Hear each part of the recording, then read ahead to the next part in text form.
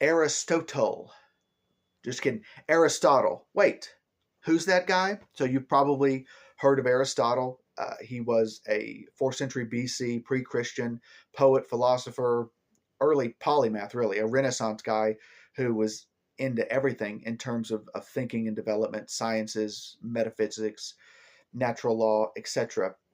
Famously, he was a student and understudy of Plato, who essentially carried on Plato's legacy for the Western world, informing Greek, Roman, early philosophy. He also famously was a tutor and advisor to Alexander the Great, the dude who conquered the then known world at large. Not Colin Farrell, the real Alexander the Great.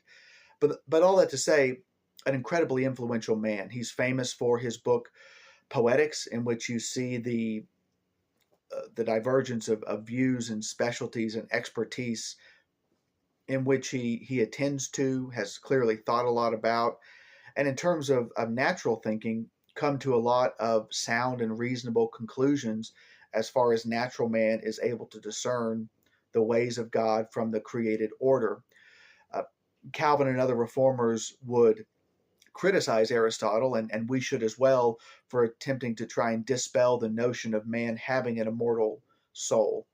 We know that Scripture teaches man does have an immortal soul, and it clearly teaches that, and yet Aristotle would make rigorous attempts to try and disprove that as a way to attempt to say, in his understanding and argument, to free man, to make man a free thinker who can be moral and ethical and virtuous and a world builder and a discovery of the natural ways apart from religious or sacred notions of the divine.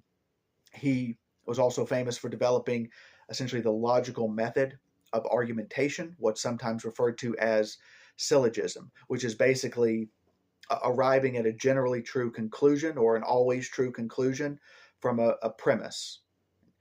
Mankind, humans, male and female, are mortal. Aristotle is a man, therefore Aristotle is mortal because he falls under the umbrella of mankind. There's some instances in which you think it would generally be true, all birds fly, but then insert a flightless bird in the next element of that syllogism and it no longer works.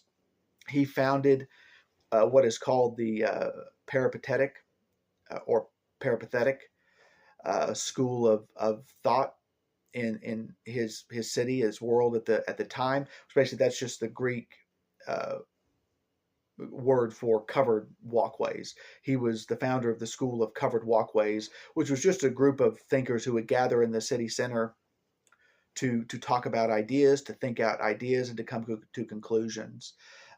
You see a resemblance of that by the time you reach Acts, and Paul is at the Areopagus, a type of school of thought where thinkers collect, still having influence at that time, almost 400 years later. So that's Aristotle. That's a bit about who he was for context. I hope you enjoyed that and it was beneficial.